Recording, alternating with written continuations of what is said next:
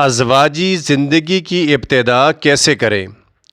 دلہا دلہن پہلی ملاقات سے پہلے 2 رکعت نفل حاجت اور شکرانے کے پڑھیں تو اللہ کریم ان کی نسلوں میں 11 برکتیں عطا فرماتے ہیں۔ اللہ جل شانہ ان کی نسلوں میں ولی پیدا کرے گا۔ جن سجدوں اور رکوع سے میاں بیوی نے ابتدا کی، اللہ جل شانہ ان کی اولاد سے رکوع اور سجدے نہیں چھینے گا، یعنی اپنی بندگی نہیں چھینے گا۔ اللہ جل شانہ ان کی نسلوں کو خواہشات کا غلام نہیں بنائیں گے۔ اللہ پاک ان کی نسلوں کو ظاہری حسن عطا فرمائیں گے۔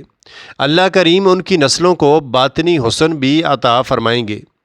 اللہ مہربان ان کی نسلوں کی روح کو فرائض کی ادائیگی کے بغیر اپنے پاس نہیں بلائیں گے۔